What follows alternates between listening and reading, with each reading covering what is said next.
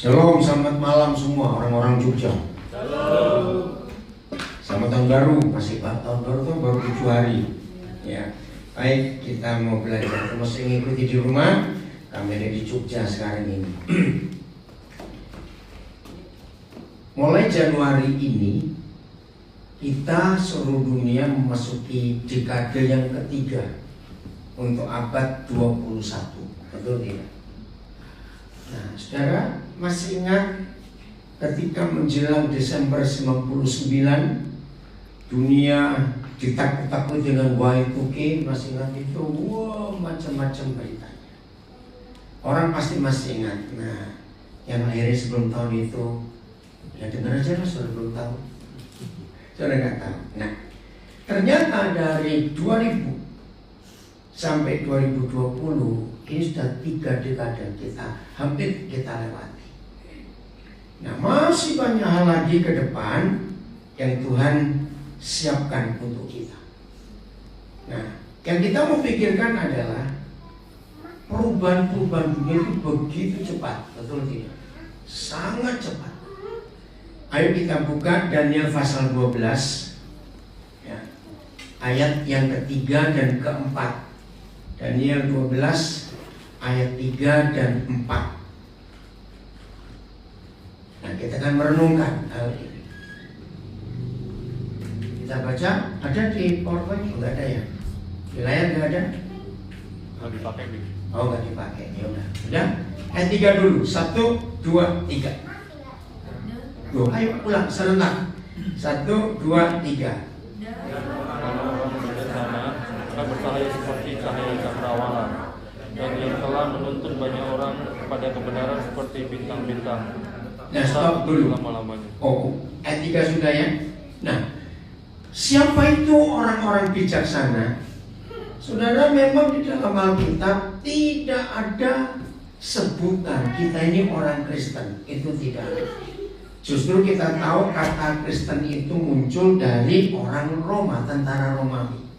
Maka kata Kristen itu sebetulnya ejekan. Kata Kristen itu jelek. Maka itu cuma sekali dalam Kisah Rasul dan 1 kali di dalam surat Petrus. Selebihnya tidak ada. Jadi di seluruh kita hanya 2 kali sebut kata Kristen. Kenapa memang Tuhan gak suka? Nah, salah satu sebutan yang benar tentang kita, murid-murid Tuhan Yesus, adalah orang-orang bijaksana. Perhatikan kalimat ini. Dan kita semuanya tahu, walaupun tidak ada definisi yang implisit, karena banyak orang bisa mengartikan bijaksana, tapi kita tahu. Nah, itulah kita, murid-murid Tuhan Yesus, orang-orang bijaksana. Oke, nanti kita akan melihat siapa itu orang-orang bijaksana. Baca lagi. Bagaimana di akhir zaman orang-orang bijaksana itu akan apa? Ulang. Bercahaya. Akan bercahaya. Seperti cahaya. Ayo, seperti Cahaya cakrawala. cahaya cakrawala. Oke. Kita kembali ke abad-abad yang lalu, ketika alat-alat navigasi. Zaman itu kalau disebut navigasi pasti laut, karena udara belum ada. Masih ingat nenek moyang manusia bisa mengarungi samudera raya yang belum ada peta, belum ada apa-apa, dengan apa mereka? Ayo, dengan apa? Nenek moyang manusia di abad-abad yang lampau, sebelum ada teknologi sehebat ini. Perbintangan, bukan matahari, bintang. Nah, ini ayatnya. Nah, saudara dan saya, kalau kita diberi kesempatan Tuhan ada di dekade yang ketiga abad 21 ini, maka kita harus siap jadi orang bijaksana. Katakan amin. Yang menerangi. Nah, lihat kalimat terakhir di ayat 3 yang baru datang di Daniel 12. Apa dampaknya bagi umum, bagi dunia? Yang akan apa? Baca kalimat terakhir ayat 3. Yang akan, ayo baca. Yang akan menuntun banyak orang kemana? Nah, kepada kebenaran. Saudara, luar biasa. Nah, memasuki dekade yang ketiga ini, maaf ya, saya harus bicara terus terang. Memasuki dekade yang ketiga ini, jangan terlalu sibuk dengan acara-acara dan urusan kegerejaan. Sebab target Tuhan menurut Daniel 12 ayat 3 itu ke dalam gereja atau keluar? Kalau kita lihat ayat ini, ayo, targetnya ke dalam gereja atau ke dalam ibadah atau keluar? Keluar. Menuntun banyak orang. Saudara, ayo hari ini kita betul-betul menyadari fakta ini, bahwa Tuhan menentukan kita jadi penerang cakrawala. Walaupun gak disebut bintang, tapi kita tahu itu maksudnya bintang. Dan masih ingat ketika Yahweh Tuhan pertama kali bicara kepada Abraham untuk menyatakan Israel, keturunanmu akan, keturunanmu akan seperti bintang di langit. Nah, berarti itu kita. Maka itu dalam hidup ini kita harus serius. Tidak ada pilihan lain. Maafkan saya kalau saya berkata kalimat ini, jangan jadi bintang di dalam gereja. Enggak ada yang amin ya. Betul? Kalau kita jadi bintang dalam gereja, orang Jawa bilang orang payu, nggak laku. Tapi harus di luar, menuntun banyak orang dalam kebenaran. Ayat 4 Daniel 12, apa yang terjadi itu? Ayat 4 1, 2, 3. Tapi tentang segala firman itu, mereka nanti tapi sampai pada akhir zaman. Banyak orang akan mengikutinya dan pengetahuan akan bertambah. Saudara, di antara nabi-nabi, maka Daniel ini unik. Satu-satunya nabi dari sekian nabi yang ada di Perjanjian Lama yang Tuhan percaya untuk menuliskan tentang akhir zaman. Dan banyak tulisan atau nubuat Daniel itu masih misteri sampai hari ini. Ada berapa hamba Tuhan yang khusus meneliti kitab Daniel. Oke, kita hargai itu. Tapi lihat poinnya ini. Dia sendiri bingung. Waktu dia nulis semuanya itu, dia sendiri bingung. Ayo deh, jangan ribut ya. Kenapa? Karena dia merasa aneh. Apa ini? Karena kebingungannya itu, maka Yahweh Tuhan pesan kepada dia, sudah, kamu gak usah pusing-pusing. Tulis, meteraikan, simpan. Bisa bayangkan, ada rahasia yang luar biasa. Dia gak ngerti. Nah, nanti di akhir zaman, nah ini yang luar biasa. Berarti untuk siapa? Coba di akhir zaman untuk siapa? Untuk kita. Akan apa? Orang-orang bagian keempat akan menyelidikinya. Oke? Dan itu pengetahuan manusia akan terus bertambah luar biasa. Dan itu terjadi. Saya perhatikan 3 dekade ini dari 2000 sampai 2020 ini dibanding juga dengan tahun 80-an ke akhir 99. Bisa tahu nggak lonjakan ilmu pengetahuan teknologi luar biasa? Luar biasa. Nah, bayangkan di dekade-dekade yang terakhir yang berikutnya lagi, kita nggak tahu akan seperti apa. Tapi ini firman Tuhan, nggak usah bawa keluar, biarin aja, nggak apa-apa, biar main-main di situ. Bayangkan di waktu yang akan datang lebih hebat lagi perkembangan ilmu pengetahuan. Nah, coba sampai di sini dulu. Saya tuh bisa baca wajah saudara. Pasti banyak yang putih ngomong. Maaf, karena di dalam gereja hanya dikatakan berkat, sukses, berhasil, doanya best. Tolong yang gereja-gereja masih suka nyanyi lagu itu stop. Itu pemerkosaan ayat, saudara. Maaf saya berkata, kita nggak meneliti ya best itu siapa. Sebelum Tuhan berikan janji seperti itu, siapa dia, mengalami apa, dan untuk apa. Kita hanya ingin supaya tempat Bapak diperluas, aku diberkati. Salah. Gereja dininabobokan dengan kepalsuan yang kelihatannya benar. Saya mundur sebentar ke Natal. Ya, ini salah satu contoh lagi. Saya mundur sebentar ke Natal. Alkitab menulis ada 2 kali kedatangan Tuhan Yesus. Yang pertama waktu dia lahir. Betul? Nah, kedatangan yang kedua itu yang nanti sekarang kita sedang tunggu. Coba perhatikan pertanyaan saya. Menurut Alkitab, maaf jangan tersinggung kalau saya katakan kalimat ini, walaupun tidak semua saudara meneliti, tapi saudara pasti tahu. Menurut saudara, yang Alkitab tulis kedatangannya yang pertama, yaitu waktu dia lahir, dengan kedatangannya yang kedua, itu porsi yang terbanyak Tuhan tulis untuk yang pertama atau yang kedua? Alkitab. Cepat jawab. Yang kedua. Jelas. Justru kedatangan yang pertama itu sedikit sekali. Cuma ditulis di 2 pasal Injil. Satu Injil Lukas, itu yang cukup lengkap. Kedua Matius, itu sedikit. Nah, Yohanes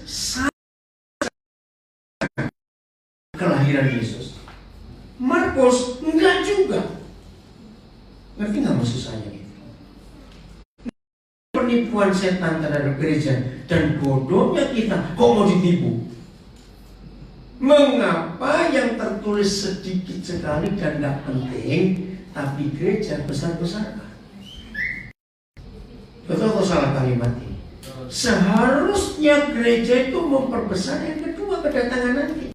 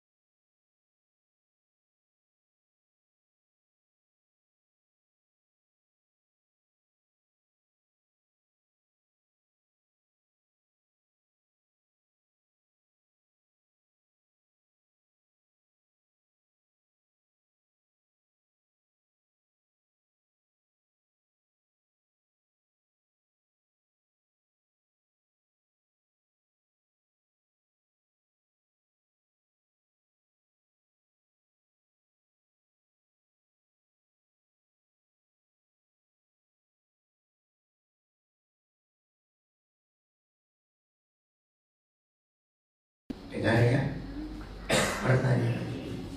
Gereja akhir-akhir ini lebih banyak khotbah yang rohani, abstrak, atau yang berhubungan dengan keadaan kemajuan dunia ini. Maaf saya berkata ini.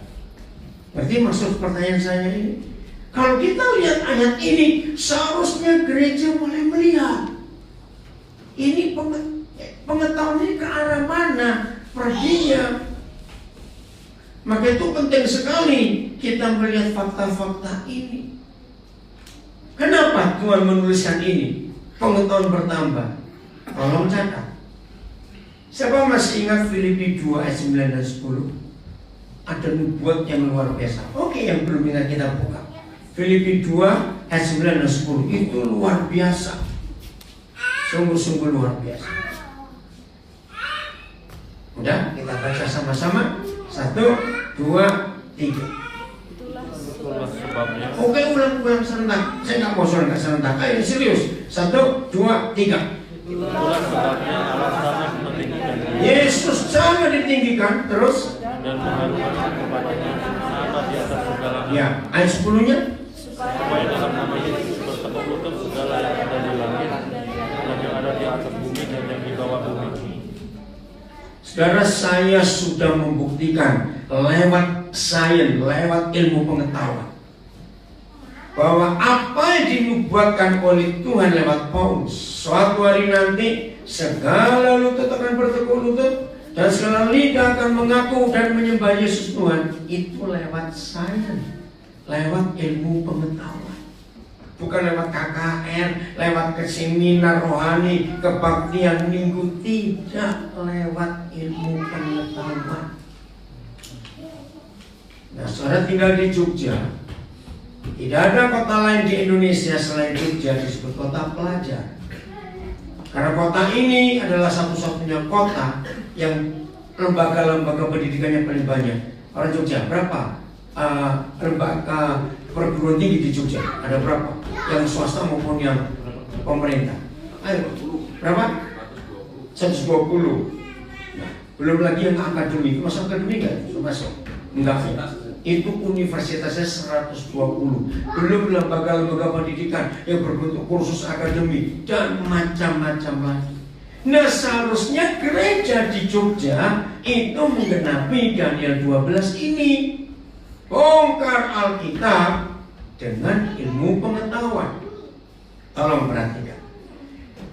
Ilmu pengetahuan itu punya rumus, yang punya formula, dan formula itu hebat sekali. Disebut sains, disebut ilmu pengetahuan. Itu kalau ada literatur tertua. Tolong catat. Ya, saya ulangi lagi. Nah, sudah tinggal di kota pelajar harus tahu. Ilmu pengetahuan itu yang mengesahkan bukan profesor ini, dokter itu, bukan. Ilmu pengetahuan itu yang mengesahkan literatur tertua, tulisan tertua. Ya, yang belum pernah tahu, coba ikuti saja dulu, termasuk yang di rumah. Contoh, ilmu pengetahuan untuk membuktikan literatur tertua, maka mereka sangat bergantung dengan yang namanya jurnal. Pernah dengar kata jurnal? 2013 ke 2014 Indonesia baru dipaksa. Ya, ayo adik, duduk ya, duduk aja ya. Ayo, mana mamanya? Aja duduk. Ayo adik duduk dulu, nanti main lagi ya. Ayo mama papanya ajak dong. Anak dua itu aja duduk. Ayo adik duduk yuk. Ya, ayo anak-anak begitu. Siapa mau yang lain pasti. Oke. Nah, saudara, ilmu pengetahuan itu sangat bergantung dengan jurnal. Ya. Lepasin aja, nggak usah dipegang. Lepas saja nama. Apa itu jurnal? Nah, jurnal itu sebelum ada Google, orang kok mau ngeliat jurnal itu perlu waktu bertahun-tahun. Tapi setelah ada Google, cepat sekali untuk melihat jurnal itu. Nah, tahun 2013-14 Indonesia dipaksa akhirnya harus tunduk kepada jurnal internasional.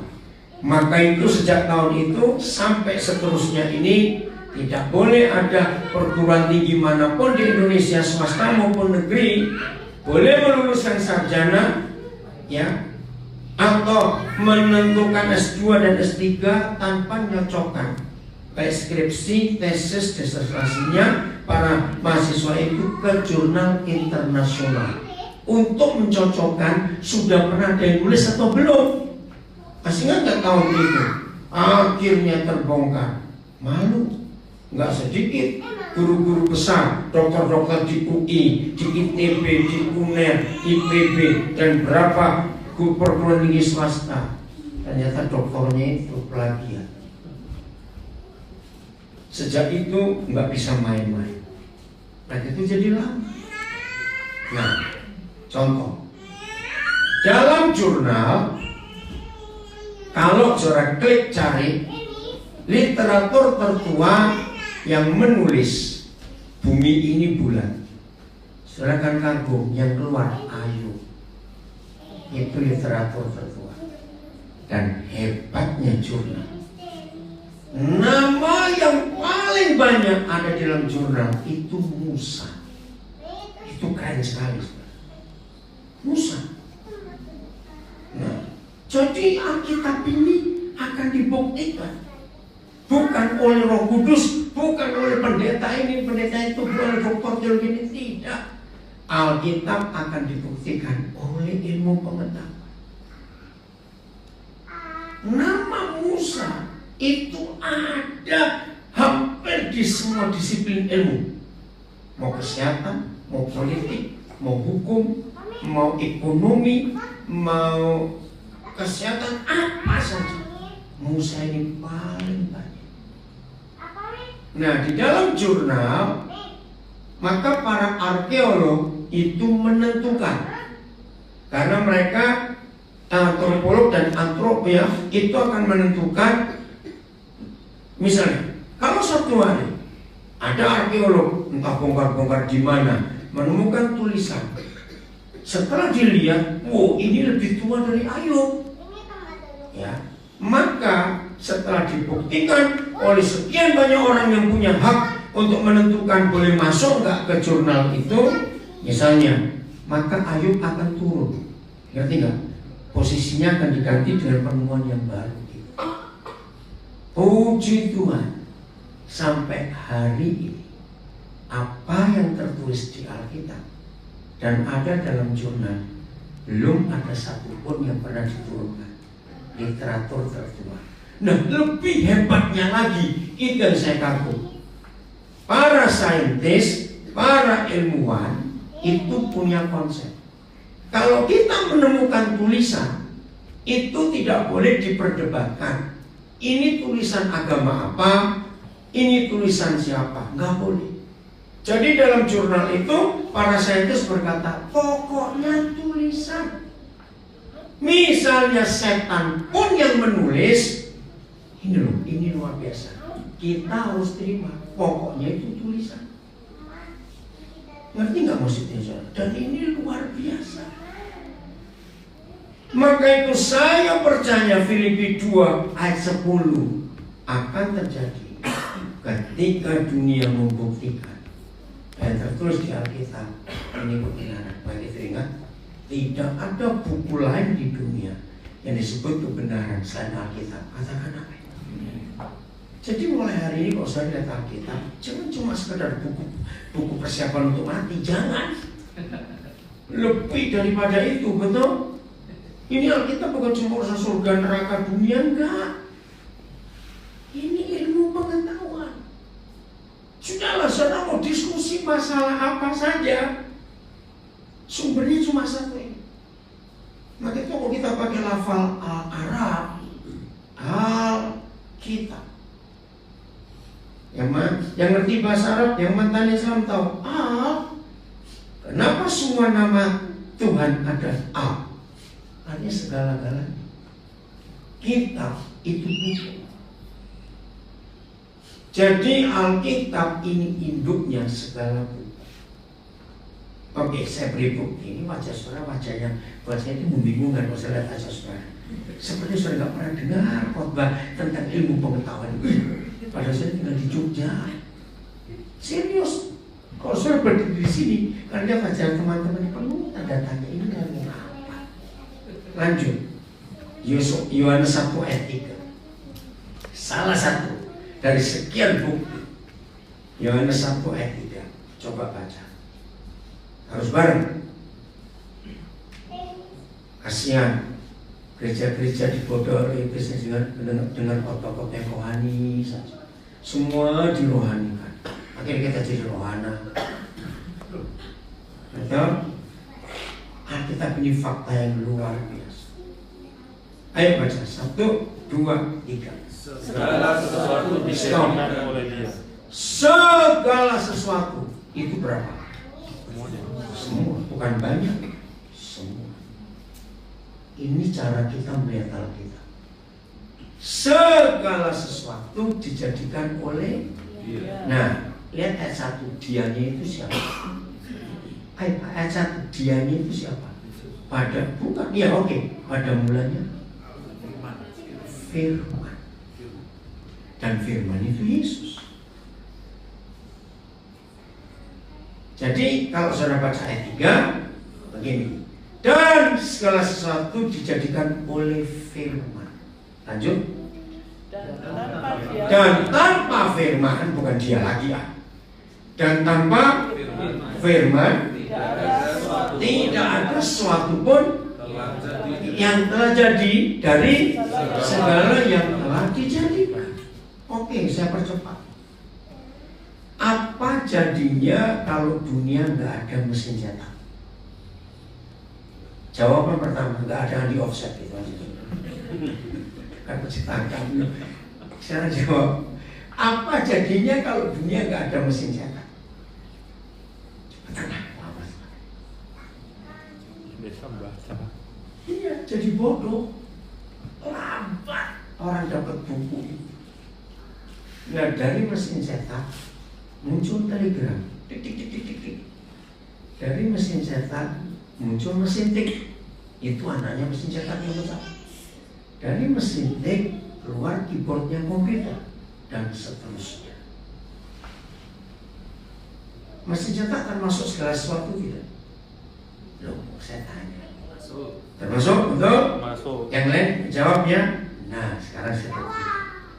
Tidak ada Alkitab, maka tidak ada mesin cetak. Loh, apa hubungannya? Saudara klik di Google, cari penemu mesin cetak pertama di dunia. Akan keluar nama Johann Gutenberg. Siapa dia? Muridnya Martin Luther. Johann Gutenberg adalah salah satu dari sedikit orang Jerman yang dipercaya untuk menulis Alkitab. Kaligrafi pertama itu bukan Arab, tapi Jerman. Maka kalau saudara lihat, kenapa itu ada siapa? Kalau saudara cari di Google Alkitab yang bahasa Jerman, wih keren saudara. Itu digrafir, itu dibuat kaligrafi yang cantik sekali. Nah, waktu itu permintaan Alkitab melebihi kemampuan orang yang nulis tangan. Perhatikan baik-baik. Nah, sampai hari ini sudah puluhan tahun saya itu jadi volunteer. Siapa yang mau nulis Alkitab pakai tangan, kok usah bagus, nulis saja. Jadi sampai saya bayar, saya ingin tahu itu berapa lama. Cuma itu saja. Kan Jogja demo kira-kira. Atau dengar di rumah demo, saya bisa mau bayar. Saya ingin tahu berapa tahun nulis. Nggak usah bagus-bagus, asal nulis. Ingat zaman Martin Luther di abad yang ke-16 tahun 1500-an terjadi sebuah kebangkitan rohani yang hebat di Jerman, melanda Eropa, melanda dunia. Maka itu Oktober 2017 yang lalu saya maksa 31 Oktober 2017 saya maksa. Udah, saya sibuk, gak ada uang, pokoknya saya berangkat. Akhirnya saya sampai ke kota Wittenberg, dulu bekas wilayah Jerman Timur. Kenapa di Wittenberg? Di situ Martin Luther memakukan 99 dalil yang menggemparkan dunia. Pas 500 tahun Martin Luther. Sayang nggak bisa bayar penuh. Orang jalan aja nggak bisa.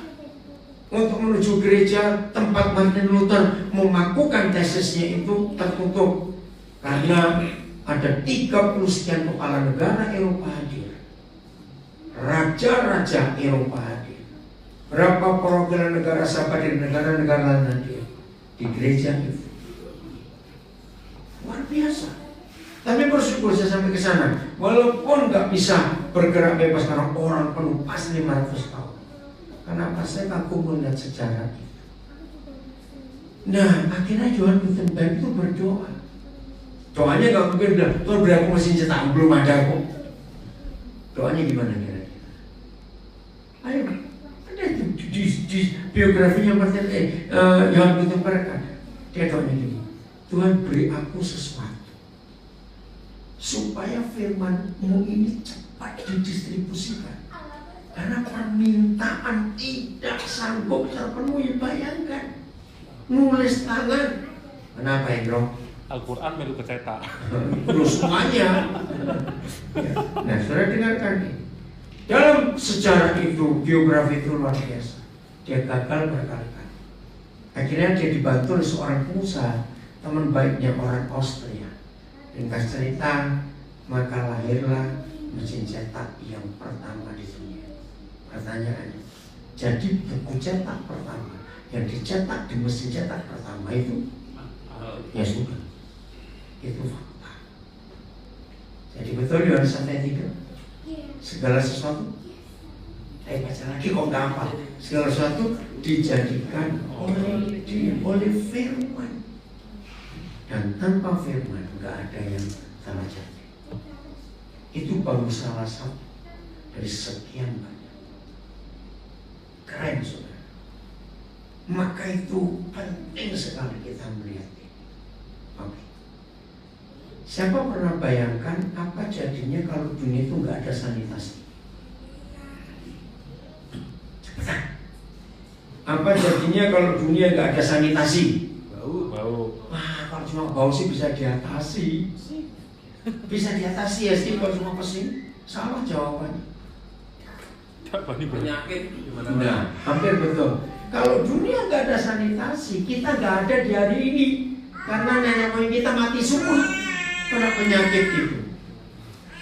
Nah, literatur tertua di dunia yang ditemukan manusia kembali Musa. Coba kita buka Ulangan 23 dan 12-13. Bayangkan sampai sedetail itu Papa berurusan dengan hidup manusia. Kok gak ada yang ngamen? Saya bilang gini, saya bangga gitu loh. Saya diajari hal gini karena berarti otak kita sudah tumpul hanya dengan berkat, sukses, kaya. Itu mana saya berkata suka khotbah-khotbah itu stop. Itu khotbah-khotbah merampok surga. Betul nih. Ayo bertobat. Udah baca 1, 2, 3. 23, 13. 12 saya bilang apa coba? Di luar perkenahan. Nah, 12 berarti. Oke, 1, 2, 3. Di luar perkenahan itu adalah bagimu suatu tempat kemana engkau pergi untuk keadaan. Nah, ini bahasa Melayu. Saya nggak tahu kenapa ini penerjemahnya. Kok masukkan bahasa Melayu? Mana ngerti cuma sekarang ada aja. BAB gitu ya betul itu. Coba ganti supaya gampang bacanya. 1, 2, 3. Di luar perkenahan itu adalah bagimu suatu tempat kemana engkau pergi untuk BAB. Nah, ayat 13. Keren. 1, 2, 3.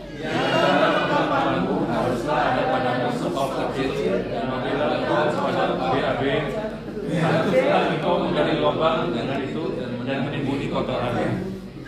Sobat Saroni, tidak ada Tuhan lain di dunia kecuali Yahweh Tuhan kita yang mikirkan sedetail itu. Bayangkan yang dipimpin Musa itu lebih 4 juta orang. Ngomong aja ya, nggak mungkin hari yang sama 4 juta perak semua yang enggak. Walaupun separuhnya perak 2 juta, nggak ada WC, bayangkan. Dan mereka jalan terus. Mengerti nggak maksudnya? Cara pertama kali saya baca itu saya menangis. Apa kita sedetail itu? Kalau nggak ada peraturan itu, mereka beraknya telecehan loh. Betul kan? Ini bahasa Indonesia telecehan itu apa ya? Berceceran Pak? Berceceran. Berceceran, bayangkan. Ini aja sampai diatur. Kita boleh tertawa tapi ini bukan. Nah sampai hari ini belum ada literatur yang lebih tua yang pernah ditemukan oleh manusia kecuali tulisan Musa ini. Enggak ini, saya langsung wow gitu. Telat. Ada dokter ya di sini? Ya. Austria rumah sakit di Wina itu rumah sakit pertama di dunia yang menemukan sebelum ada penemuan itu, ya, zaman itu penyakit di rumah sakit justru paling banyak. Loh, kenapa? Karena bakteri dan virusnya tercampur. Mereka nggak ngerti untuk cuci tangan setelah operasi, setelah ngurusin orang sakit, itu cuma pakai baskom. Nah itu menularnya kemana-mana. Sampai seorang dokter, saya lupa siapa namanya, di Austria, menemukan kitab imamat. Untuk mentahhirkan sesuatu, tolong perhatikan, harus pakai air mengalir itu. Hebat gak? Itu literatur tertua. Ketika dokter Kristen ini menemukan, ya berarti selama ini salah. Sejak itu pakai air mengalir, jadi nggak terkontaminasi. Ngerti nggak maksudnya? Itu ada di dalam kitab Taurat. Terus coba saudara buka Imamat 17 ayat 11. Sebelum ditemukan ayat, maaf saya nggak berkata ayat, sebelum ditemukan literatur ini, zaman dulu kalau orang sakit ke tabib, ya belum nama dokter, itu 50-50, ditolong mati gak ditolong mati. Kenapa? Karena zaman itu belum ada revolusi dalam dunia kedokteran. Maka kalau orang mengeluh ke dokter, langsung dibedah di bagian yang sakit. Kan untuk melihat sakit itu kenapa? Zaman itu. Maka itu mereka ya sudahlah, ditolong ya selamat, kalau selamat enggak ya mati juga kalau nggak ditolong. Jadi mereka pasrah aja. Sampai literatur ini. Coba kalimat pertama baca. 1, 2, 3. Karena nyawa makhluk ada di dalam darahnya. Stop. Ingat, ini kalimat pendek. Nyawa makhluk ada di dalam darahnya. Apa revolusinya? Sejak ditemukan literatur ini, maka dunia kedokteran mengalami perombakan yang luar biasa. Jangan asal dibedah, periksa darahnya. Maka itu sampai hari ini kita kalau ke dokter pasti yang diperiksa bukan dompet kita dulu, dokter awal itu, tapi apanya? Karena darah kita.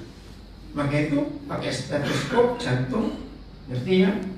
Nah dari ayat ini revolusi berikut terjadi.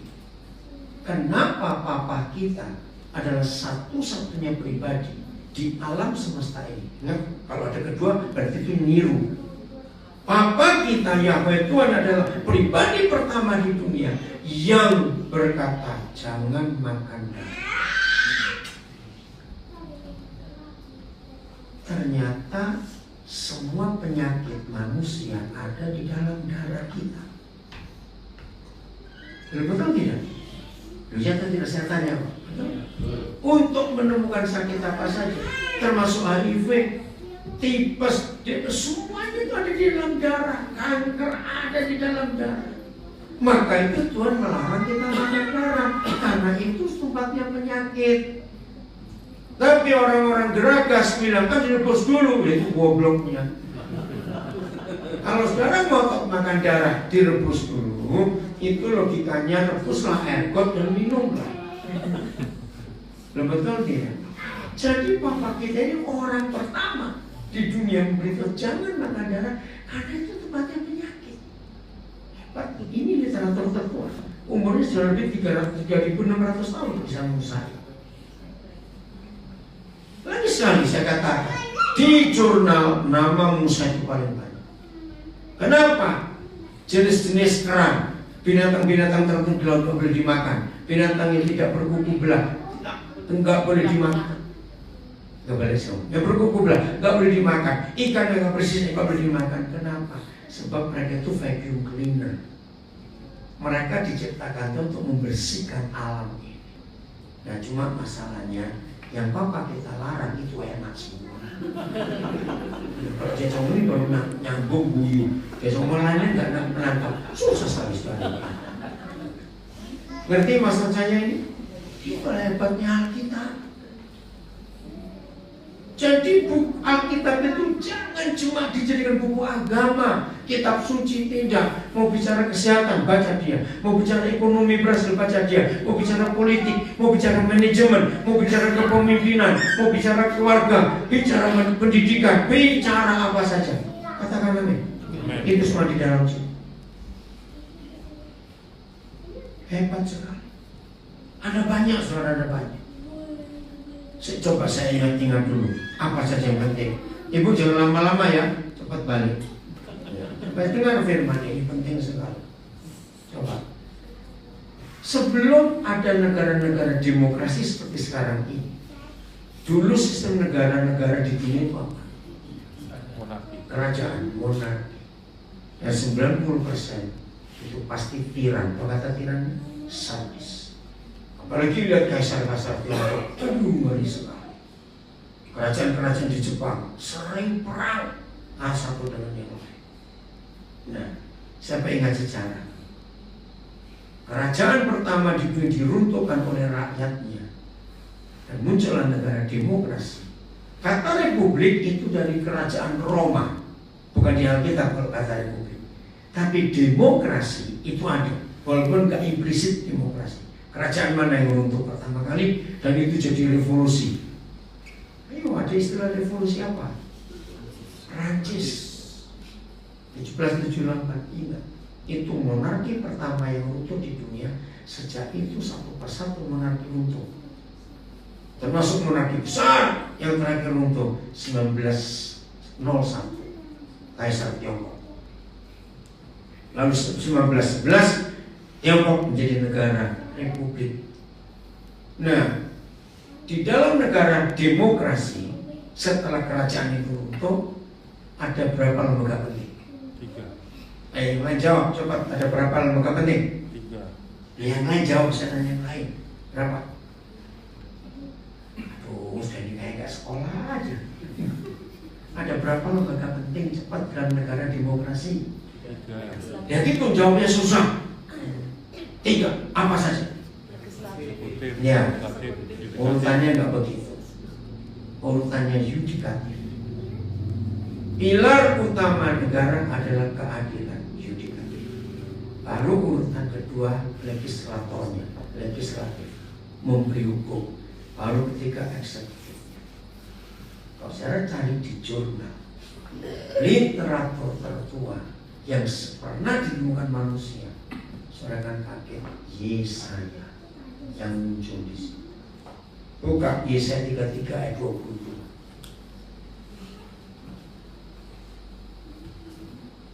Gereja zaman sekarang, kalau anak mudanya rajin ke gereja, itu cuma tertarik karena entertainnya saja. Maaf saya berkata, nggak tertarik karena ilmu pengetahuan yang dikotbahkan. Hura-hura.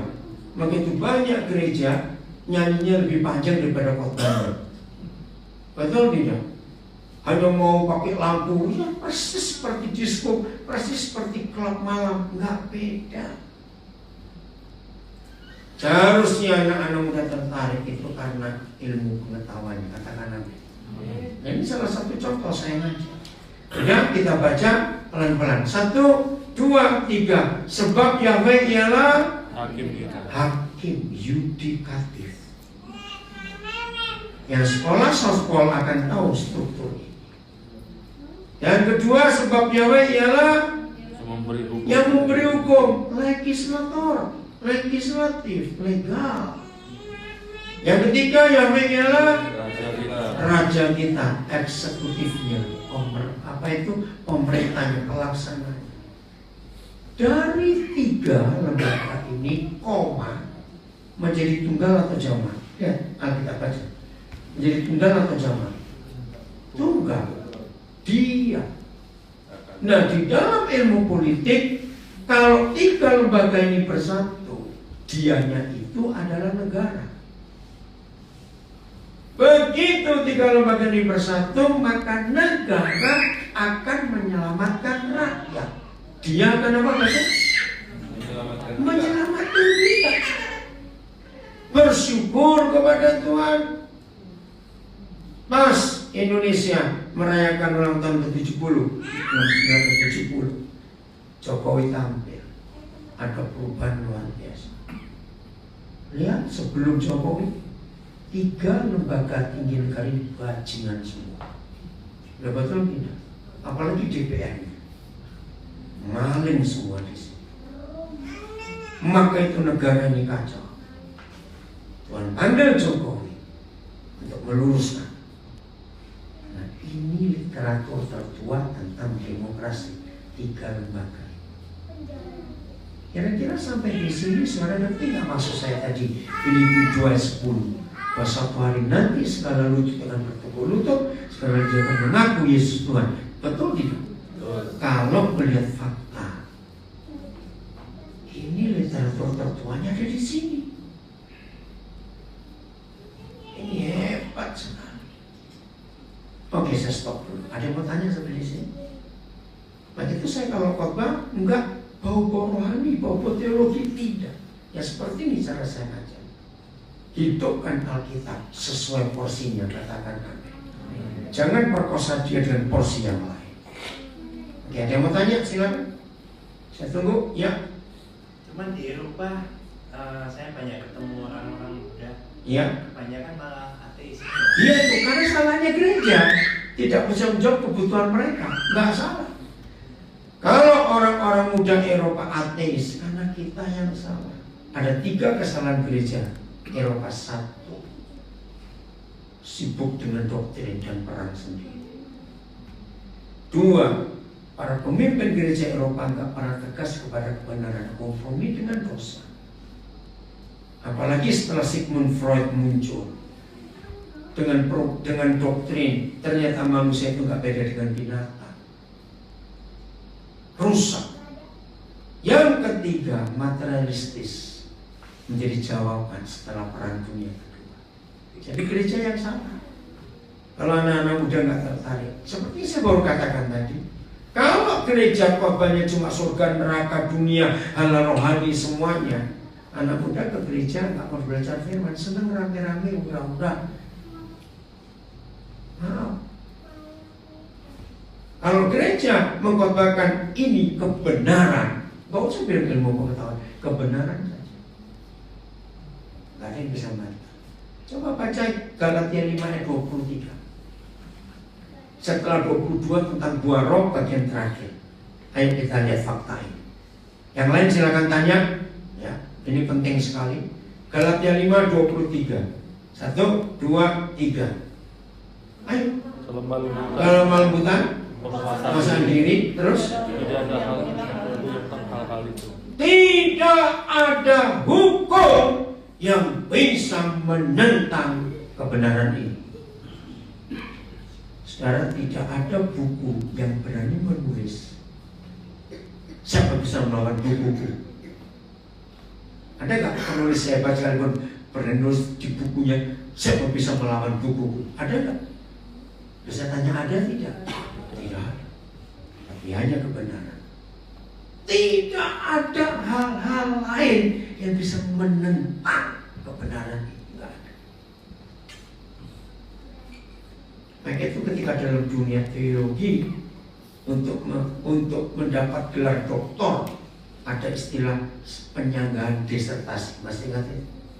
Nah, kebenaran kok disanggah? Dasmu pun itu aja saya kalau ngomong. Kok disanggah apanya? Oh itu kebenaran. Loh betul tidak? Kebenaran itu nggak perlu disanggah, biarin dia kerja sendiri. Kalau kita menyanggah kebenaran berarti kita lebih dari yang benar dong. Loh ya, maka itu salah konsep. Jelas? Ada lagi yang lain tanya? Ya. Jadi Filipi 2 ayat 11 itu kapan terjadinya? Ya tergantung kita, goblok atau pintar. Kalau kita pintar menyatakan kebenaran, terjadi dengan cepat. Saudara, dari tanggal 10 saya diminta oleh gereja-gereja sekota Semarang bersama dengan gubernur, bersama wali kota, pejabat, tokoh yang Islam akan hadir untuk Natal. Nah, saya diminta menjadi pembicara. Persyaratannya banyak betul. Ya saya harus mengikuti. Hati-hati Pak, khotbahnya ini ada Katolik, ada Baptis, oke gitu aja. Nah, cuma hebatnya mereka panitia besar suruh saya milih tema. Nah, enak kamu sekarang. Iya, kalau saya milih tema kan saya mau ngomong apa. Tapi Roh Kudus sudah menyiapkan hal yang luar. Soalnya di sini kita di live streaming, ya. Karena bisa Januari lusa, 10 Januari ini Gioli Stadium. Nah tolong saudara, sekarang puji Tuhan, Facebook ini berkembang luar biasa pakai page, jadi nggak perlu gabung.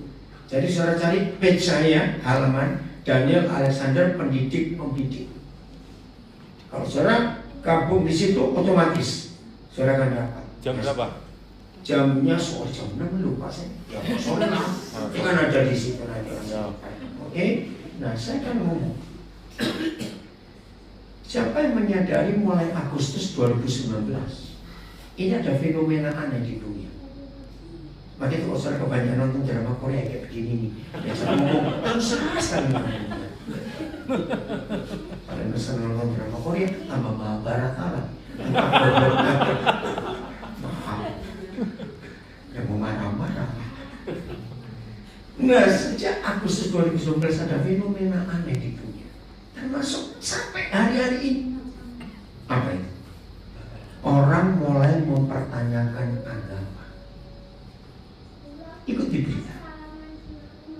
Orang-orang intelek mulai menanyakan, anak-anak muda mulai menanyakan. Kalau agama ini berkata dari Tuhan, kenapa mereka itu paling jahat di antara semua lembaga?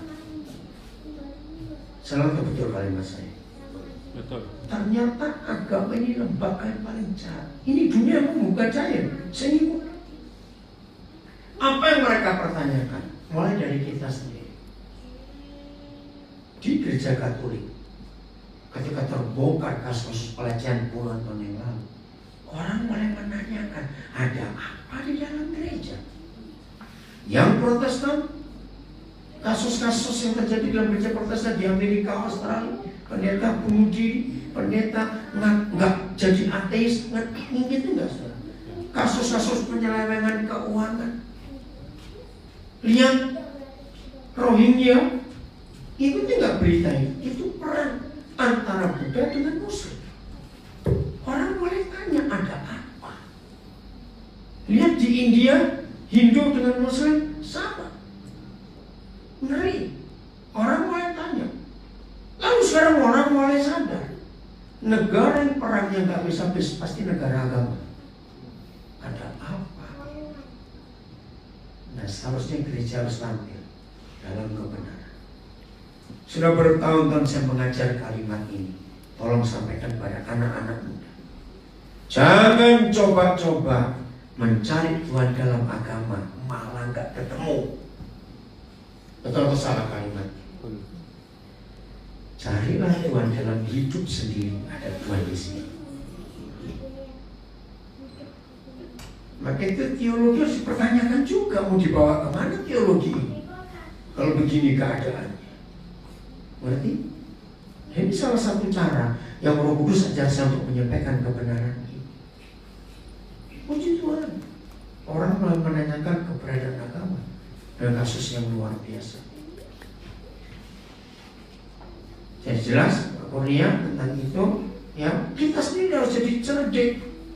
Buka Alkitab dengan ilmu pengetahuan. Jadi tidak menunggu kedatangan Tuhan Yesus yang kedua setelah itu terjadi. Justru dia nggak datang-datang kalau ini nggak dibuka.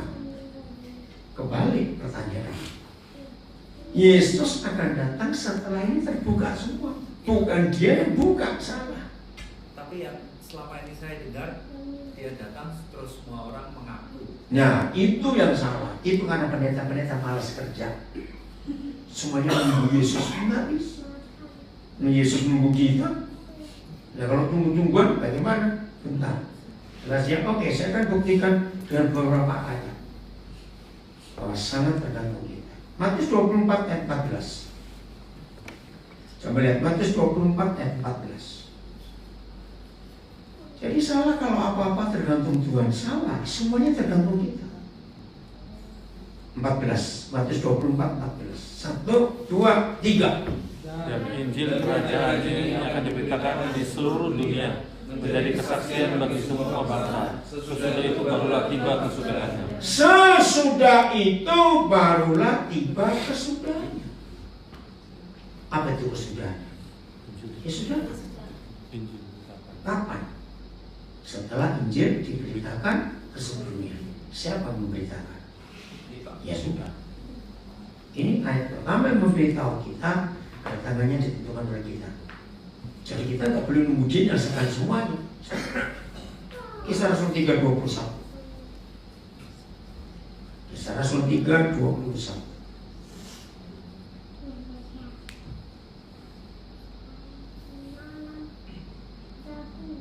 Nah, saudara lihat anak-anak ini langsung diam sendiri, bukan? Waktu itu saya nggak suka kalau ada pendeta nggak bisa kalau marah-marah ada anak kecil ribut. Padahal dia lupa dulu kecil nggak begitu. Betul tidak lupa. Ini nggak usah misalnya mereka diam semua. Ada waktunya mereka capek akan itu biar. Udah baca 1, 2, Kisah Rasul 3:21. 1, 2, 3. Kristus itu harus tinggal di surga. Nah, stop dulu. Ini menarik. Kristus itu harus tinggal di surga. Dulu saya mikir yang mengharuskan itu Papa di surga. Ternyata bukan. Kalau ada kata harus berarti ada yang melarang pun dia turun. Kristus itu harus tinggal di surga. Terus ada satu kata penghubung. Apa itu? Sampai. Ya, stop dulu. Nah, perhatikan. Kalau ada kata sampai tentang suatu waktu, berarti ini apa arti kata sampai ini? Ayo, kata sampai ini artinya apa? Batasnya. Saudara, saya bersyukur kepada Roh Kudus. Maaf bagi beberapa saudara yang baru kenal saya hari ini, saudara lihat. Kenapa saya bisa begitu teliti kalau baca harus per kata, dipotong dulu renungkan? Karena Matius 5 ayat 18. Satu titik langit bumi bisa lenyap segede itu, tapi satu titik dari Taurat nggak bisa lenyap. Nah, sejak itu saya kalau baca itu teliti. Sampai ini batasnya. Jadi bukan tuh Papa di surga yang mengharuskan dia nggak datang-datang. Kristus itu harus tinggal di surga sampai. Nah, kalau kalimat setelah sampai ini terjadi, artinya baru. Ayo teruskan. Udah nggak tinggal di surga. Dia datang, nggak tinggal di surga lagi. Ada apa? Sampai terus dipulihkannya segala sesuatu seperti yang difirmankan Tuhan oleh perantara nabi-nabi kudus di zaman dahulu. April 90 saya mendapat jawaban rahasia ayat di Wamena. Bertahun-tahun saya tanya begini, coba perhatikan berapa kali Tuhan Yesus bicara, tunggu sambil berjaga-jaga, aku akan datang seperti mencuri, karena gak ada seorang pun yang tahu, anak aja gak tahu, malaikat juga gak tahu. Ayo coba jawab pertanyaan saya ngomong langsung pada Tuhan Yesus, jangan guyon. Saudara ditelepon seseorang, aku mau datang, seneng bukan? Karena kita harap-harapan dia datang. Terus kapan? Gak tahu, pokoknya kamu datang. Loh, besok, hari ini, seminggu, no, aku juga gak tahu, pokoknya aku datang. Kau nunggu gak? Nah, coba nunggu gak? Ya enggak, menurut kapan kita disuruh gue enak bener. Saya ngomong, Tuhan jangan guyon dong. Ngapain kami harus nunggu kalau yang kami tunggu pun gak tahu kapan datangnya? Ini jawaban ayat-ayat yang saya sharing. Kristus itu harus tinggal di surga sampai dipulihkannya segala sesuatu seperti dinubuatkan, difirmankan oleh para nabi Tuhan yang kudus zaman dahulu. Akhirnya saya buka setiap kitab dari Kejadian sampai Maleakhi, ternyata di dalamnya ada nubuat pemulihan.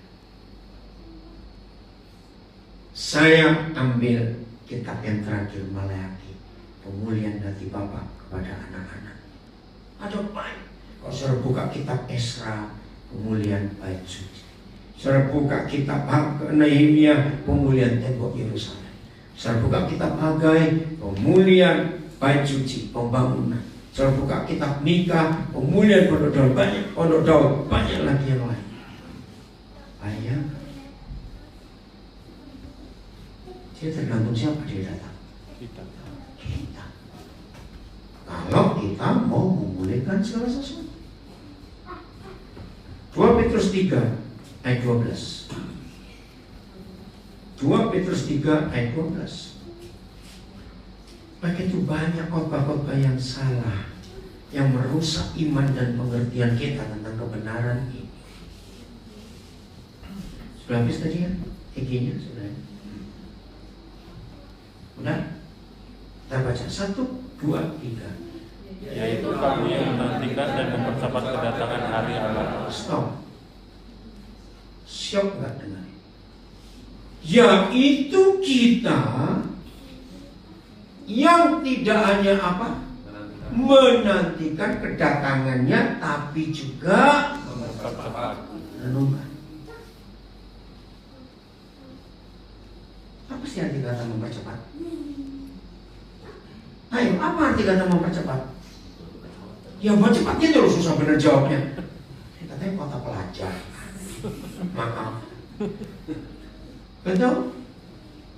Berarti kalau itu tergantung kita nggak supaya cepat dia datang. Ya cuma masalahnya, kalau kita bisa mempercepat, berarti kita bisa memperlambat. Jawab, ya atau tidak? Nah, yang kita kerjakan memperlambat. Kita terlalu santai.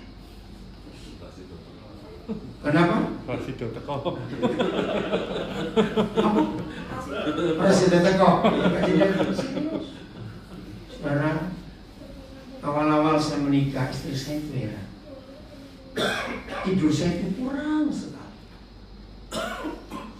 Tapi dia lihat saya segar-segar. Terus dia tanya, kenapa aku saya begitu? Terus saya cerita, saya lupa tahun berapa. Saya tuh pernah berdoa setelah ngerti firman ini. Saya bilang, Papa, kalau saya dibuat nggak bisa tidur atau kurang tidur tapi tetap sehat, saya mau. Karena saya tahu tugas saya itu mempercepat. Tapi kalau cuma saya sendiri nggak sanggup juga dong. Kalau yang lagi tidur, ngerti? Nah, masih sedikit orang bisa ngikutin. Saya cuma cerita ya, jangan mikir macam-macam. Karena firman ini. Begitu kok saya ngajar, saya serius. Saya mulai dengan 10 Desember. 10 Desember itu hari Selasa, saya tiba di Jakarta setelah terbang dari Amsterdam, hampir 17 jam. Jam 9 pagi tiba, saya istirahat sebentar sekali. Karena saya harus siap-siap, malamnya pulang ke Papua. Nah, sebelum saya berangkat ke Papua, jam 11, jam 6, saya KKR di Kelapa Gading. Udah selesai, setengah 10 langsung berangkat. Sampai di Manokwari tanggal 11, komunitas kami di sana buat Natal 2 hari 11-12. Nah, 12 pagi saya pikir bisa tidur agak siang bangunnya. Ternyata tanggal 11 malam, Pak, ada kantor minta Bapak layani jam 7:04. Saya bilang ya udah. Akhirnya nggak bisa tidur agak telat. Oke. Nah ini siang istirahat sudah KKR. Tanggal 13 itu hari Jumat, saya harus ke Mumbi Waden. Itu pedalaman, kami ada sekolah di sana. Masyarakat minta Natal pagi. Sore jam 5 pagi saya berangkat, jam 5 sore saya sampai Manokwari lagi, jam 6 KKR Natal lagi. Hari Jumat 13. Jam 5 pagi saya ke airport karena jam 6 saya take off ke Denpasar. Nah dari Manokwari ke Denpasar harus sama Jakarta dulu baru balik. Bank Mandiri wilayah Makassar yang jadi ketuanya adiknya Pak Endor yang cari masalah. Ini saya cerita Pak. Ya. Jadi dia ketuanya wilayah Mandiri. Ya, jam 4 mulai, jam 7 selesai saya langsung berangkat ke bandara. Karena jam 9 saya harus ke Jakarta 14 malam. Istirahat sebentar, besok pagi tanggal 15 hari Minggu saya khotbah 3 kali, pemberkatan nikah sekali. Malamnya saya ke Sydney Karena teman baik saya, teman baik Pak Kurnia meninggal. Saya memimpin upacara pengiburan. Cuma semalam saya di sini, 17 pagi saya balik ke Denpasar lagi. Cuma transit 2 jam, saya langsung ke Makassar. Karena ada KKR Natal di Makassar, tanggal 17 malam. Selesai Makassar, setengah 3 pagi, 18 subuh, saya terbang ke Biak. Ada Natal lagi, 18 malam. 19 pagi, saya terbang ke Nabire. Natal lagi di Nabire. 20 saya terbang dari Nabire lewat Timika, terus ke Bandung. Naik mobil travel 5 jam lebih, sampai sana telat. KKR lagi tanggal 20 malam. 21 pagi hari Sabtu ke Jakarta lagi dengan istri saya itu. Karena ada seminar 3 sesi di Tangerang. Selesai seminar balik ke airport lagi. Saya ke Surabaya tanggal 21. 22 pagi hari Minggu jam 9 saya khotbah di Surabaya. Jam 11 selesai kami berangkat. Rame-rame dan anak saya 2 ikut. Rombongan 14 orang di mobil ke Bondowoso. 7 jam di mobil. Datang jam 5 lewat, langsung KKR lagi. Tanggal 23 pagi Senin, jam 5 break lagi ke Kediri. 7 jam lagi di mobil, KKR lagi di sana. Terus tanggal 24 pagi naik kereta api dari Kediri ke Semarang, terus ke Kudus. 24-25 di Kudus. 25 malam kami berdua ke Semarang nginep. Pada 26 pagi ke Sydney lagi. Baru balik kemarin tanggal 3 ya, dari Sydney langsung ke Denpasar, ada KKR lagi 3, 4, 5, 6 kemarin baru ke Jakarta. Pikirnya mau istirahat sore datang, mau harus ke Toraja, jalannya terputus nggak bisa. Ada teman meninggal di Surabaya. Tadi pagi saya mimpin tempat tertutup pagi dulu, baru tiba tadi.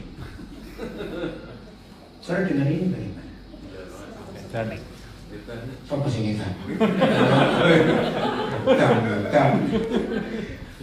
Belum selesai. Terus saya bisa cerita ke Desember, sampai Februari setelah saya soalnya tadi aku capek juga. Nah, kalau saya lihat gini, saya nyari capek atau gimana? Nanti karena ayat ini, saya tahu posisi saya ada di mana untuk mempercepat dia datang. Jangan main-main. Maka itu kalau ada yang kaget-kaget dengar saya suka marah tentang kebenaran, ini alasannya. Nah, apa akibatnya kalau Yesus nggak datang-datang? 2 Tesalonika 2 ayat 8. Coba lihat akibatnya kalau dia nggak datang-datang. 2 Tesalonika 2 ayat 8. Ngeri kalau dia terlambat datang, mengerikan. Ayat 8. 2 Tesalonika 2 ayat 8.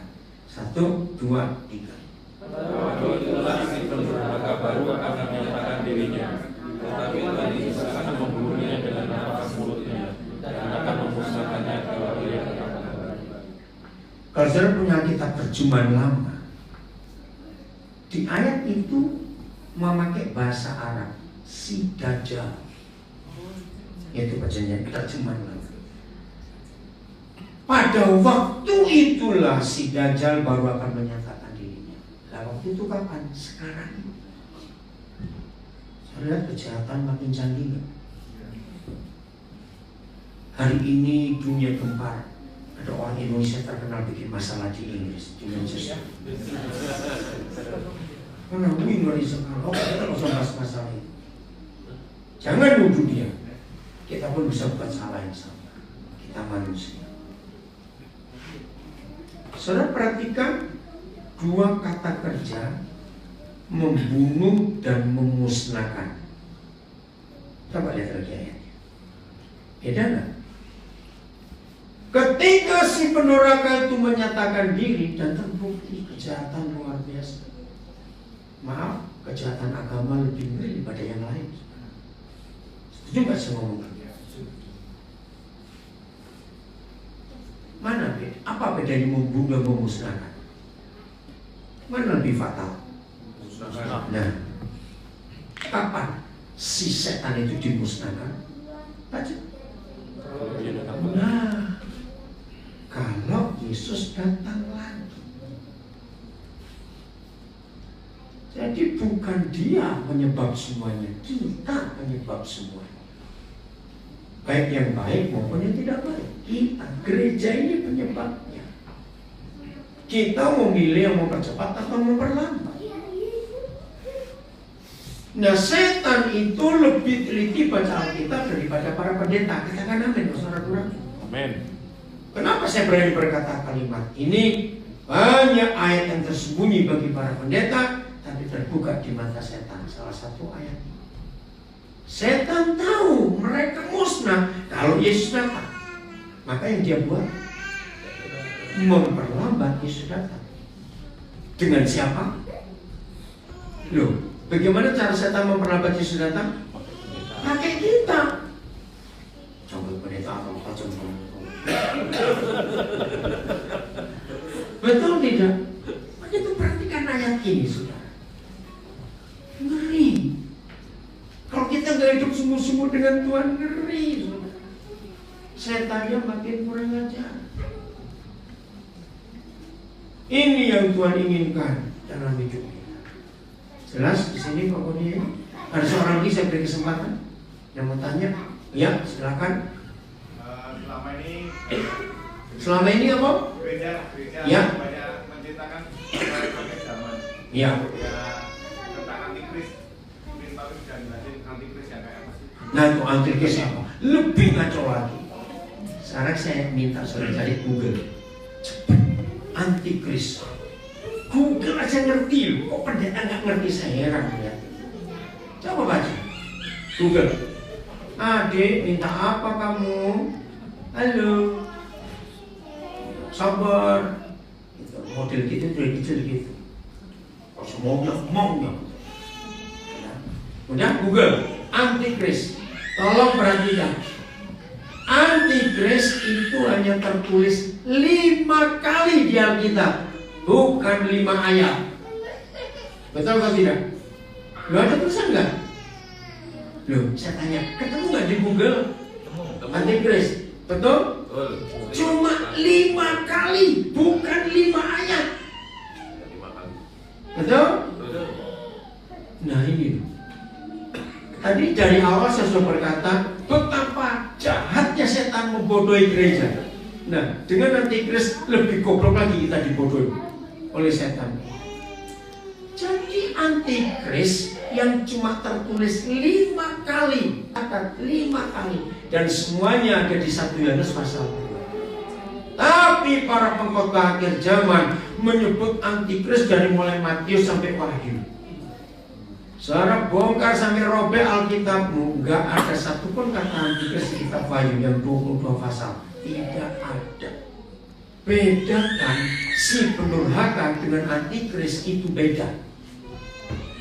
Saya ulangi, si pendurhaka, pembinasa keji yang ditulis oleh Daniel, binatang yang keluar dari laut, ya binatang yang kuda hitam, kuda hijau, kuda apa saya nggak tahu. Itu bukan antikris, goblok.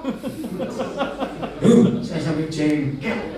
Kenapa itu pendeta-pendeta akhir zaman dikit-dikit antikris? Nggak baca, Google aja lebih pintar, nggak sekolah teologi dia. Maaf.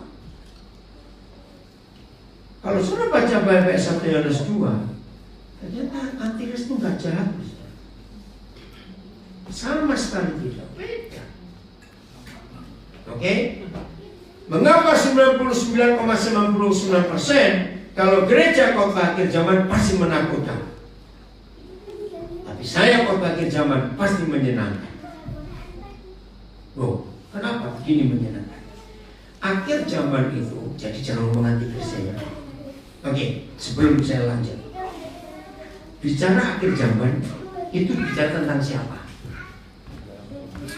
Ayo, kedatangan Tuhan Yesus.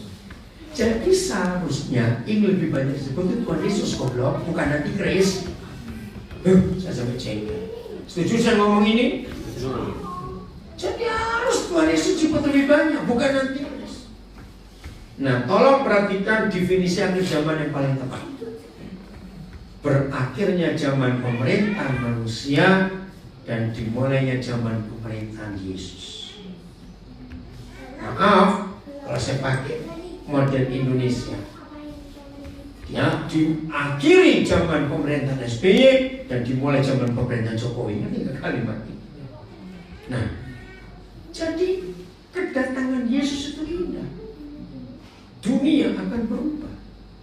Contoh, berapa banyak khotbah-khotbah akhir zaman kalau bicara malaikat, ya.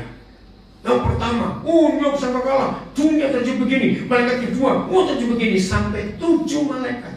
Begitu pola kuda-kuda, kuda merah, kuda hitam, masih ingat di Wahyu. Jangan dikhotbahkan. Walaupun itu memang tertulis, tapi itu nggak penting. Nah, sekarang saya buktikan akhir zaman. Malaikat ke-7, Wahyu 15 ayat 11, cepat buka. Wahyu 15 ayat 11. Tapi saya harap jangan banyak-banyak soal ngomong akhir zaman, nggak penting buat saya. Yang penting kita siap-siap aja, sungguh-sungguh mempercepat Yesus datang. Saya lebih suka membahas yang lain. Udah, Wahyu 15 ayat 11. Oh, kebalik 11 ayat 15. Nah, supaya bangun nih. Malaikat ke berapa itu? 7. Ya, baca 1, 2, 3.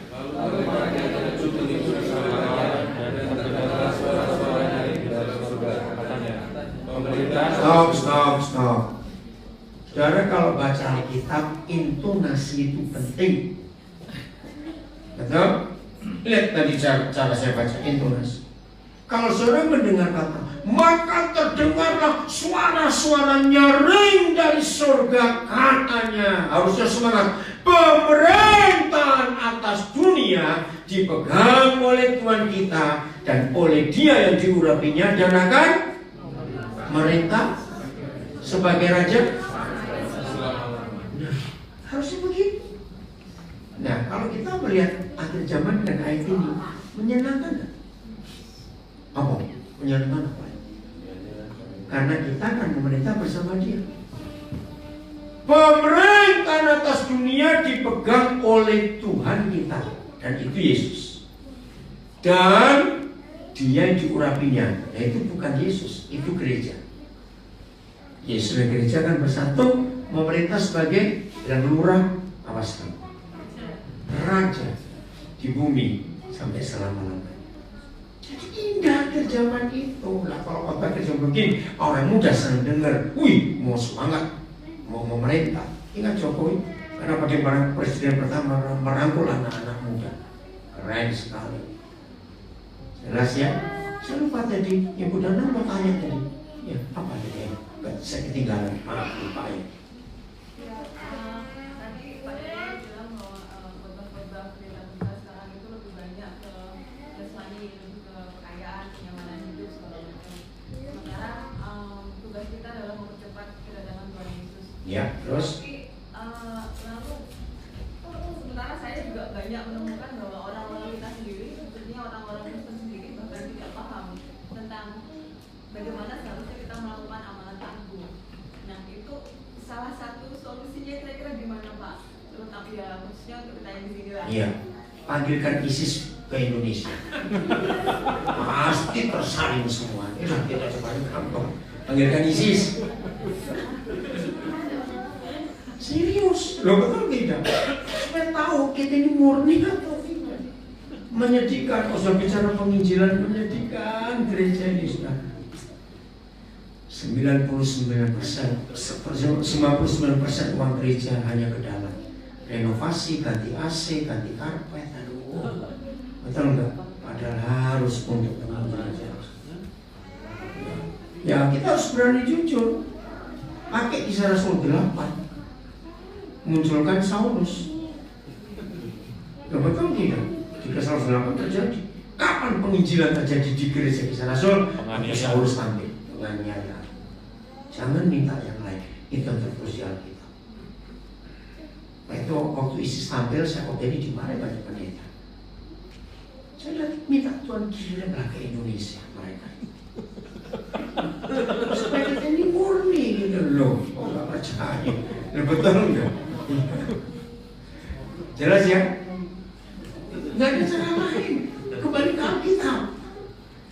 Karena ada Saulus. Memang gak enak dengar ini, tapi harus mau gak mau, karena itu kebenaran. Ayo mulai hari ini kita mengasihi jiwa-jiwa. Amin. Nah, salah satu alasan yang saya pakai demi Injil. Sampai hari ini saya tidak akan pernah ingin beli mobil walaupun saya mau. Sampai kapanpun saya akan tetap naik kendaraan umum untuk saya boleh berbagi dengan teman-teman. Bahkan yang punya mobil, saya selalu ngajar, paling tidak dalam 1 minggu garasikan mobilmu naik kendaraan umum. Kok gak ada yang ngambil yang punya mobil? Harus ya. Haleluya. Haleluya. Harus itu bersaksi. Mau naik becak. Di Jogja masih ada bendi nggak? Nggak ada ya. Andong ada ya. Nah, naiklah. Jadi berkah naik angkot mana saja supaya jadi berkah untuk mereka. Senang loh saudara bersaksi kepada mereka. Ini anak saya Ari yang megang apa ini lahiran saya. Saya nggak tahu kalau dia itu Muslim. 30 Juni 2018 17 18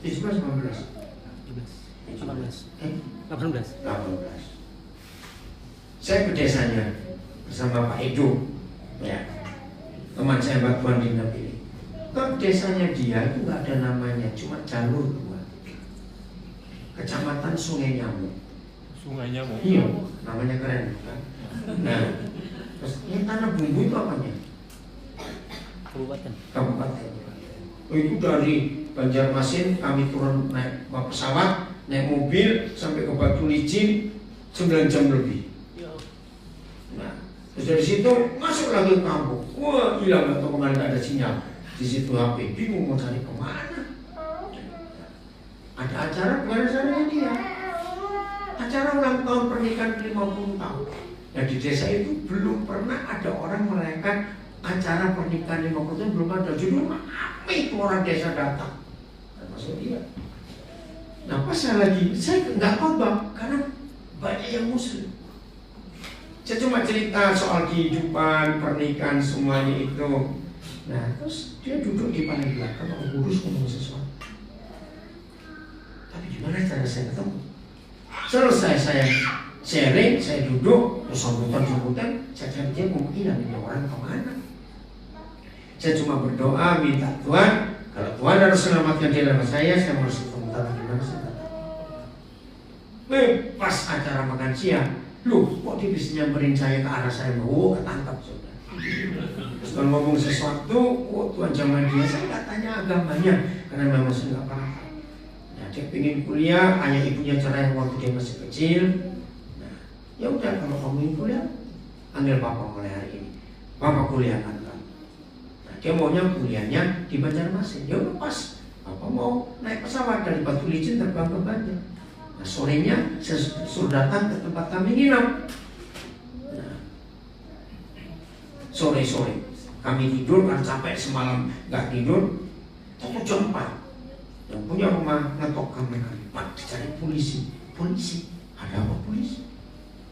Datang 2 polisi. Nah, ternyata dia ini Muslim, saya nggak tahu. Loh, saya nggak ngajak dia jadi Kristen. Lagi ngomong gitu, bapaknya datang langsung ditonjok, kaget juga. Tapi dia bisa jawab luar biasa. Dia bisa tahu undang-undang dasar pasal 29 begini itu apa negara, keren juga. Tapi dia tetap warga desa bilang, aneh nggak beli bapak. Ya udah. Tapi gimana cara saya kontak dia? Nah, satu-satunya cara saya harus berikan dia HP. Tapi di desa itu nggak ada orang jual HP. Listrik aja matinya, hidupnya cuma sore aja. Ada teman dia, ayo ke kota kecamatan, beli HP di sana. Oh iya, ya tapi saya nggak bawa uang cash. Nah, terus temannya baik, oh bisa pak, bisa gesek. Apa yang digesek? Saya bilang, ini di desa begini. Oh ternyata ada yang bawa mesin itu, mesin debit itu. Wih keren juga. Gitu. Cari-cari dapat. Udah seneng tuh, beli HP. Nah begitu terus mana simpannya? Jadi masalah pak, sebulan gak dikirim simpan di sini. Jadi gimana apa yang disiapkan? Karena simpannya. Tapi hebatnya Tuhan. 2 bulan sebelum itu ada tamu datang ke Nabire. Nah mereka orang itu simpannya saya Nabire nggak ada. Saya beri kartu simpati. Tiba-tiba orang posisinya kan kamu masih punya simpati itu. Ya barang kecil saya taruh di mana ini? Tapi ada di tas saya ternyata. Puji Tuhan. Udah itu bisa kontak. Akhirnya Tuhan baik. Nah dia bisa kuliah di Jogja sekarang. Dan Januari yang tahun lalu dia minta dibaptis. Luar biasa. Jadi saya tetap melakukan penginjilan itu dengan cara apa saja. Jelas? Udah? Cukup? Ngerti semua? Pulang gak tambah pintar awas. Jadi mulai hari ini cara lihat Alkitab ini bukan cuma buku rohani, ini buku segala buku. Amin. Saya kan lagi dengan titik ini revolusi bangsa. Kalau saya siang ini orang-orang pasti ya. Satu kali saudara, Roh Kudus itu nanya saya gini, Daniel, kamu carikan ayat yang siapapun gak bisa khotbah. Saya pikir, apa itu? Aneh bukan pertanyaan Roh Kudus? Ya karena dia suruh sekali. Saya jawab, Tawari. Kalau baca Tawari itu membingungkan. Nama orang semua. Tapi suatu hari kalau saudara dengar nama pendeta Stefanus Damaris khotbah seminar 3 hari, cuma 3 ayat, 8 nama di kitab Tawari, nggak selesai. Bayangkan, bisa khotbah ternyata. Saya cari, nah ketemu Matius 5 itu 1 titik. Begitu saya ketemu 1 titik, saya bangga. Bapak, saya ketemu ayat, mau pendeta mana saja. Ayo, pokok titik itu artinya apa? Ya selesai dong, titik. Nah, saya pikir saya menang.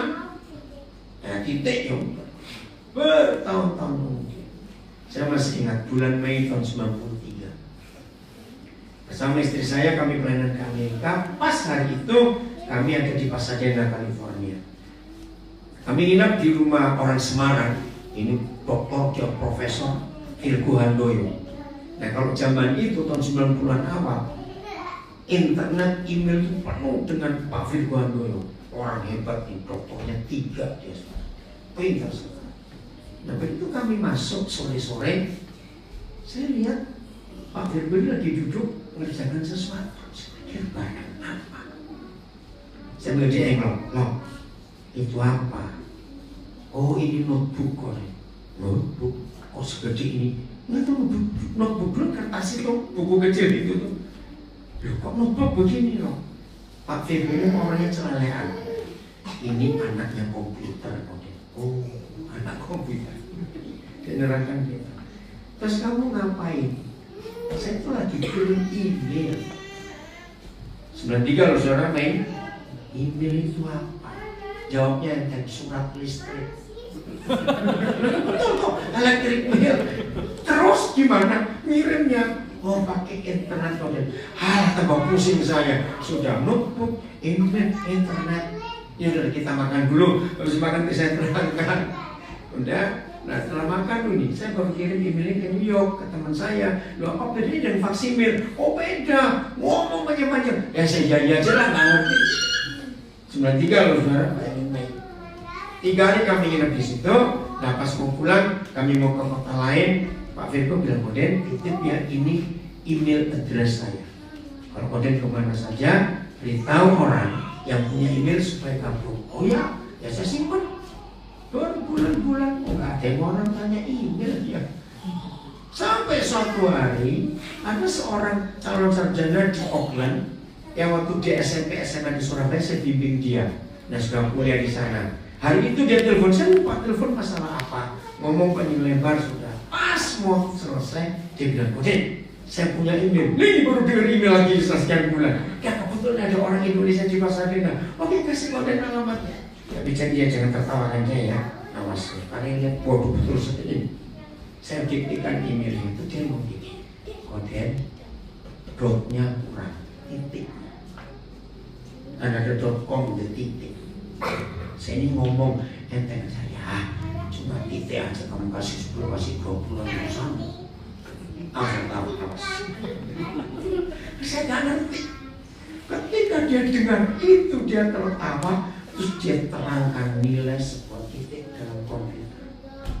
Wih, waktu dia terangkan itu langsung ingatan saya ke ayat Matius 7. Belum selesai dia nerangkan saya teriak. Yesus, Engkau Tuhan. Oh kenceng pokoknya. Itu meledak. Dianya kaget. Dia kenapa? Dia kenapa? Terus cerita sambil nangis. Kalau Yesus bukan Tuhan, nggak mungkin ngomong tentang sebuah titik setelah 2000 tahun orang baru menilai.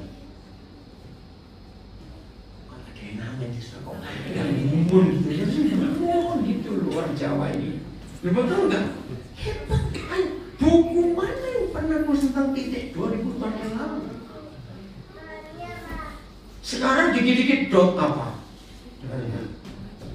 .com apa istilah orang anak muda? Ngerti nggak istilah itu? Apa .com gitu loh? Istilah apa? Apa? Apa? Jokes gitu lah. Istilah apa? Istilah yang ngomong apa soalnya kali apa? Apa? Bukan istilah anak muda. Dikit.com gitu loh kalau ngomong. Malas.com apalagi. Iya toh. Nah, pengen 2000 tahun yang lalu siapa orang ngomong tentang titik? Itu baru salah satu lagi. Oh, ada banyak. Oh, saudara buka Alkitab mulai hari ini dengan cara yang berbeda. Dunia akan memuliakan Tuhan Yesus. Dan memberkati kita semuanya. Tepuk tangan buat diri sendiri. Ketika pulang ke Tanzania, Pak Pendeta Danang maju doa untuk kita. Ada pujian apa?